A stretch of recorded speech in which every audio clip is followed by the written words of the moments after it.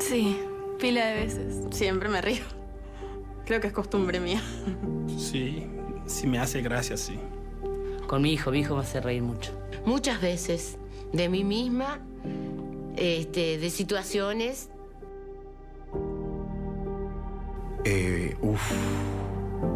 Claro. Sí, con el frío.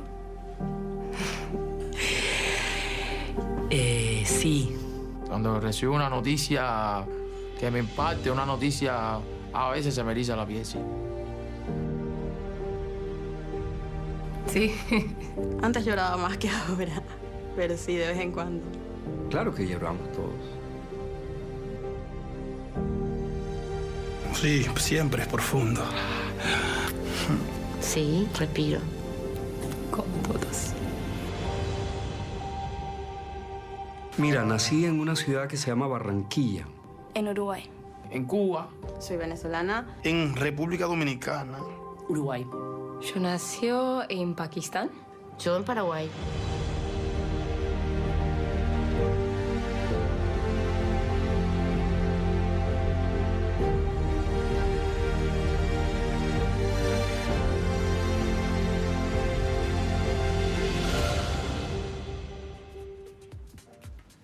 Bueno, esta interesante campaña la ha lanzado Amnistía Internacional. A diario les informamos diferentes noticias que tienen que ver con la migración y con los sucesos de millones de personas que se ven obligadas a abandonar sus lugares de origen buscando una vida mejor, a veces solamente sobrevivir, ¿no? Ni siquiera una vida mejor. De 21 solicitudes que recibía Uruguay en el año 2011, solicitudes de refugio, en el año pasado se recibieron más de 2.000. Pero ¿cómo recibimos a los inmigrantes en Uruguay? Es una pregunta que le vamos a hacer al coordinador de incidencia de Amnistía Internacional en Uruguay, Mauricio Coitiño, a quien le damos la bienvenida. Buenos días. Buenos días.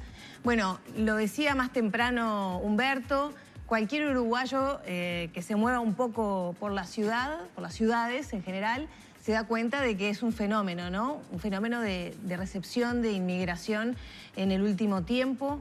¿Cómo recibimos los uruguayos a los migrantes? Bueno, primero hay que decir que, digamos, en lo formal o en lo legal, Uruguay tiene una normativa que es un ejemplo a nivel internacional que garantiza el derecho a migrar. La migración, el derecho a migrar es un derecho humano consagrado a nivel internacional y en la ley de Uruguay está consagrado y también la protección para las personas refugiadas. O sea que en ese sentido no nos podemos quejar. Claramente hay una distancia con respecto a la realidad, ¿no? Uruguay es un país que no devuelve personas, que no deporta, que acoge y que protege. Pero bueno, a veces la realidad de insertarse, llegando sobre todo para las personas que migran por razones económicas, que no vienen con un acumulado de capital, que no son inversionistas, que no vienen con un ingreso, es difícil. Es difícil. Para empezar por los plazos, para obtener una cédula, para todo el mundo, a veces nosotros no pensamos para todo lo que sirve una cédula y usamos nuestra cédula uruguaya. Muchas de estas personas, sobre todo los grupos más recientes de personas cubanas que llegan sin visado y por eso recurren al refugio, les ha tocado esperar 6 meses y más para recibir su cédula de identidad. Sí, hace poco veíamos en las noticias, ¿no?, que se movilizaban en el costado de Cancillería. De Cancillería se decía, claro, la estructura de manejo de esas situaciones es tan pequeña porque antes no existían la cantidad de demandas de cédulas y de documentos que, bueno, se ven desbordados y por eso las demoras. Pero ahí hay una tranca, ¿no?, para quienes Exacto, vienen. que eso se ha solucionado parcialmente con este plan de contingencia que hizo la Cancillería, pero claramente esto es un desafío, ¿no? Uruguay tiene que fortalecer, y eso lo pedimos como la plataforma de la campaña, Uruguay tiene que fortalecer sus mecanismos, tanto la Comisión de Refugiados como la Dirección Nacional de Migración para hacer frente. ¿Demoró justamente Uruguay en tomar conciencia de la ola migratoria que se estaba intensificando hacia nuestro país? Y nuestra sensación es que sí, que hemos demorado, ¿no? Porque en realidad tenemos la reversión de Uruguay de un país de emigración a un país de inmigración. Ya lleva casi 10 años esta tendencia. ¿De 2008 para acá? De 2008, 2009 para acá. con los orígenes tradicionales, ¿no? Más de la mitad de las personas que piden residencia en Uruguay son argentinos, brasileños y venezolanos. Las personas venezolanas, gracias a la ley que acelera las residencias para residentes del Mercosur, tiene un proceso mucho más liviano, con menos documentación y más rápido, por suerte. Y después vienen los dos orígenes que nos han llamado más la atención, digamos, culturalmente, por la variedad idiomática y por la cuestión cultural, que son las personas dominicanas y cubanas.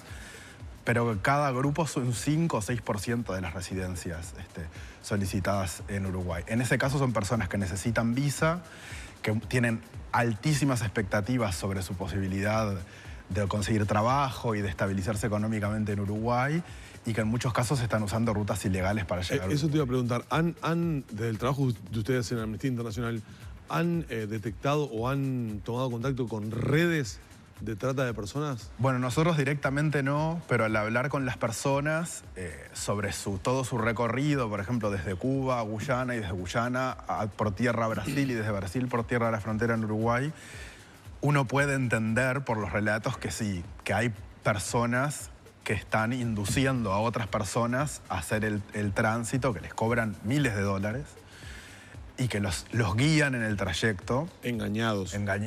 Sí, muchas veces. Sobre la premisa de que cuando lleguen acá, esto será la panacea. Hay mucho de eso, ¿no? Hay mucho de eso. Perdón, ¿les ofrecen un paquete con trabajo o les dicen de reglas de Uruguay que no son ciertas para el ingreso y por eso la necesidad de ingresar por ciertos puntos? Bueno, en realidad eso es algo que tenemos que desentrañar un poco más. Recién estamos entrando y eso es un trabajo como muy de hecho, particular. perdón, había una fiscalía que estaba investigando, que es la Fiscalía de Río Branco, si no me equivoco, sobre el paso de personas, sobre todo cubanas, por ese lugar. No sé en qué está esa investigación. Uruguay tiene toda una política importante de la prevención de la trata, sobre todo con fines de explotación sexual, y en ello se ha trabajado y hay casos. Ahora, en este caso, es un fenómeno al que no se ha estudiado en profundidad todavía, pero bueno, al ver que se repite la misma ruta, con el mismo patrón, ¿no? Evidentemente por lo menos hay montado un cierto proceso donde hay gente que está lucrando con esto en Guyana y en Brasil. No sabemos todavía si en Uruguay, pero bueno, esto también es un negocio, ¿no? Porque la gente, como también tiene esta fantasía por conocer el caso de Estados Unidos y de Europa, de que va a ser deportada o de que va a ser mandada a un centro de reclusión, cosas que en Uruguay no suceden, bueno, se blinda de alguna manera y se asegura con esta gente, ¿no? Los llamados coyotes, para entrar, y bueno, después cuando llegan acá se dan cuenta de que no están así, de que pueden solicitar refugio, de que no se los va a deportar, de ahí todo un proceso, pero bueno, también muchos se encuentran que perdieron en ese trayecto una porción muy grande de sus ahorros y llegan a un país muy caro, que a su vez en sus políticas de inclusión no está totalmente preparado para entender que esa persona hay que guiarla, hay que darle un recorrido institucional, no conoce las instituciones, hay conceptos que no conoce, no tiene redes sociales en Uruguay que lo puedan a veces asistir y quedan un poco a la deriva. A veces ya no tienen plata para enfrentar los costos de todo el proceso de regularización, que tiene ciertos costos, ¿no? Mauricio, ¿por qué fue necesario o por qué se entendió que era necesario una campaña de alguna manera de sensibilización, hablándonos a nosotros, a los residentes, a los uruguayos, de que debíamos dar la bienvenida a estos inmigrantes? ¿Se percibió alguna rispidez, alguna contrariedad por parte del uruguayo medio en cuanto a la venida de estos inmigrantes? Bueno, nosotros nos acercamos al tema el año pasado más profundamente, estudiando y haciendo algunas actividades como un taller que se llamó Derribando Mitos con la gente de UICHEC, con estudiantes universitarios, viendo algunos de los mitos que ya aparecían en Uruguay, ¿no? De que nos quitan el trabajo, traen inseguridad. Y buscando información dimos con esta encuesta de 2015 que nos mostró unos números complicados, ¿no? Y veíamos que Uruguay no estaba por fuera del fenómeno mundial de picos de migración y de crisis en cuanto a personas refugiadas y desplazadas, veíamos que no había un plan, como el Estado uruguayo no tenía un plan, una política articulada de cómo recibir y el trayecto que tenían que hacer esas personas y cómo hacer el Estado más amigable, digamos, a estas personas que venían de realidades culturales y económicas muy distintas. Y vimos en esa encuesta además, porque nosotros decimos globalmente, bueno, los estados tienen la deuda en esta crisis global que es de solidaridad, pero también las personas podemos hacer mucho por facilitar la vida de esta gente que llega. Y vimos algunos números preocupantes, ¿no? Casi un 50% de uruguayos que no creían que la inmigración fuera algo bueno para el país. Vimos más de 70% de respuestas de que en caso de una crisis económica, había que privilegiar a las personas uruguayas frente a las personas migrantes y refugiadas en Uruguay, a pesar de que eso sería claramente ilegal y anticonstitucional en Uruguay. Y bueno, como todos, ustedes también habrán visto los comentarios en redes, toda una conversación un poco tóxica que se empezó a generar, como sucede en otros lugares del mundo, a base del desconocimiento, el miedo y la ignorancia. Entonces nos pareció que era momento de hacer un esfuerzo, no solo trabajar en la línea tradicional de Amnistía, recolectando datos y conversando con las autoridades públicas, sino también conversando directamente con las personas uruguayas y buscamos hacerlo en primera persona, ¿no? Traerles directamente el testimonio de estas personas con estas preguntas simples que parecen un poco raras, pero que tienen que ver con experiencias que todos atravesamos, porque en el fondo esa distancia y ese no tender la mano al otro y no ser solidarios tiene que ver un poco con deshumanizar al otro, con no conectar o no prever que esa persona pasó lo mismo que nosotros o nuestros amigos o nuestros primos o nuestros padres. Hay algo reiterado, repetitivo que se multiplica por estas horas y estos días cuando hablamos de la temática de los migrantes, y es el discurso o las posiciones que se están repitiendo y cada vez más, tal vez en línea con esas encuestas o esas mediciones que vos decías, de que el migrante llega a quitarle trabajo al uruguayo. ¿Cómo lo ves? ¿Cómo lo ven ustedes, de ese discurso que se está repitiendo? Bueno, en realidad tiene como dos puntas, digamos. Si ese fuera el argumento, entonces no le daríamos empleo a la gente joven porque le quita el empleo a la gente adulta, digamos. No podría ingresar nueva gente al mercado de trabajo porque siempre se le estaría quitando trabajo a alguien más. Es un argumento que parece funcionar bien cuando hablamos de los otros de afuera que vienen de lejos, pero no nos damos cuenta que se puede reproducir ese argumento con todo lo loco que sería en cualquier ámbito local. Por otro lado, cuando vemos la formación y el tipo de formaciones que en general trae la gente migrante a Uruguay, en realidad tendría, si fuera más fácil revalidar títulos y demás en Uruguay, posibilidades de inserción en nuevos espacios laborales, por no hablar de la gente que viene a crear empleo. Habrán visto los locales de comida que se han instalado en Uruguay, hay profesionales, yo conozco comunicólogos venezolanos que han venido a abrir agencias acá, que trabajan como consultores. O sea, está demostrado a nivel mundial que la inmigración crea oportunidades, dinamiza el crecimiento económico, potencia, porque es gente que trae otros saberes y que trae otras redes también, que conecta con sus contactos que quedaron en ese país o en otros países donde tiene conocidos. Hay un enorme potencial.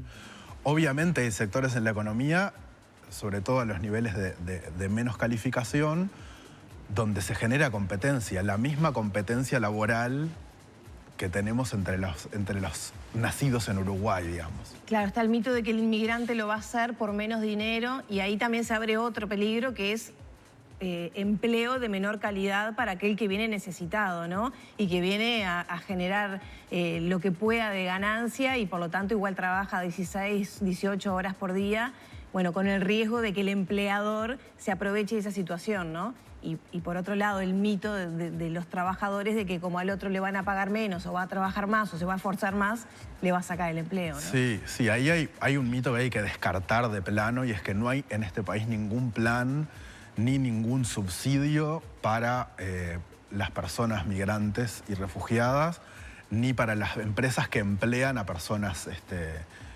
migrantes o refugiadas en Uruguay. Eso no es así.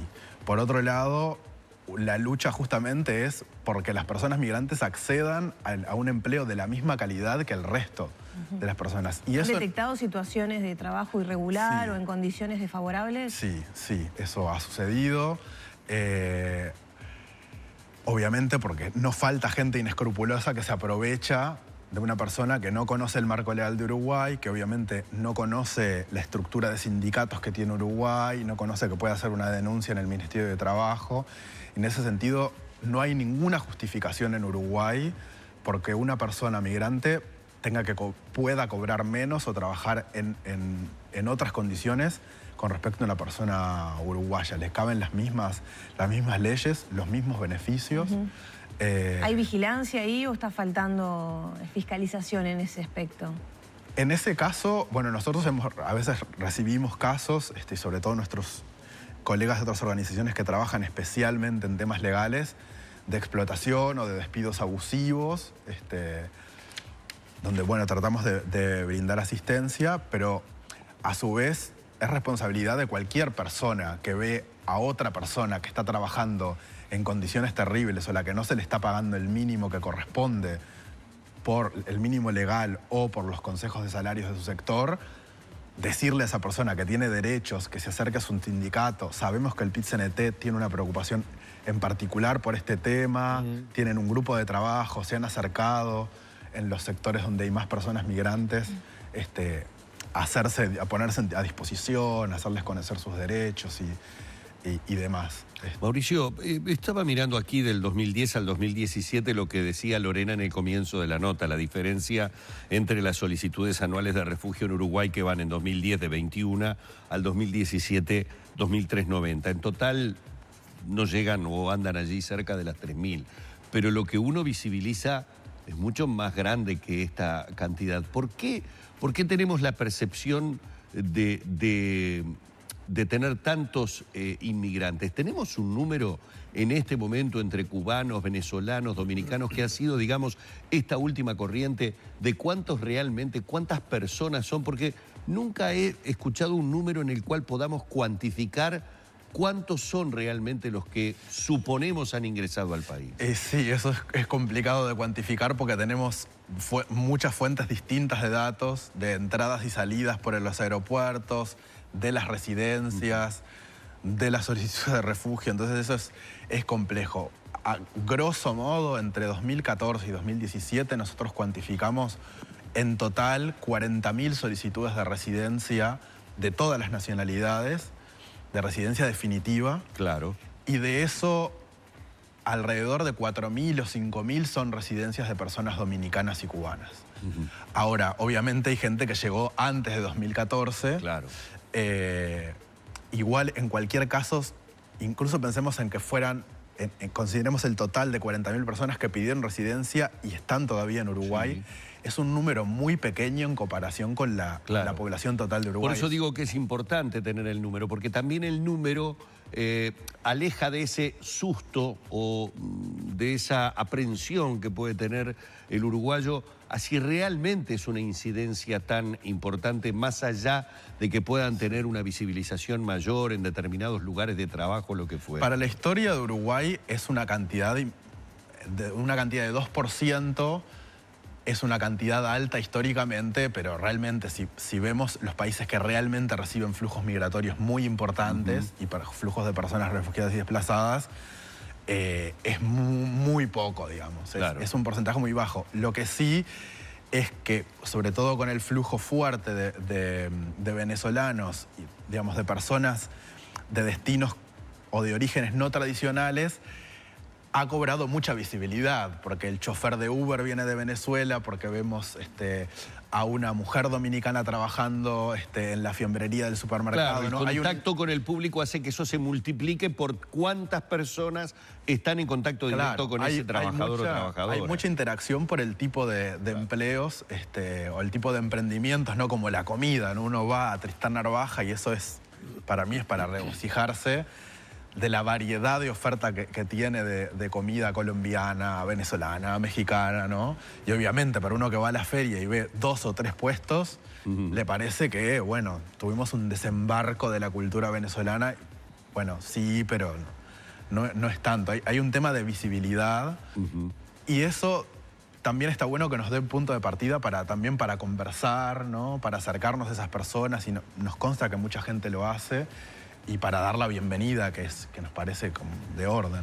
Un poco era la intención de esta conversación junto a Mauricio Coitiño, que es coordinador de incidencia de Amnistía Internacional de Uruguay, a propósito de esa campaña que veíamos en el comienzo de la nota, de darles la bienvenida a esta enorme cantidad de inmigrantes que, bueno, han elegido nuestro país como forma de reiniciar sus vidas, ya que, bueno, lamentablemente en sus respectivos países las dificultades generalmente económicas no les permiten hacerlo. Muchísimas gracias, Mauricio, por estos minutos en Arriba Gente. No, gracias a ustedes. Invitamos a toda la audiencia a llegar a la plataforma de la campaña, amnistía.org.uy/te doy la bienvenida, sumarse a la comunidad, compartir el video y sus historias de bienvenida. Muy bien, muchas gracias. Así hemos dialogado con Mauricio Coitiño.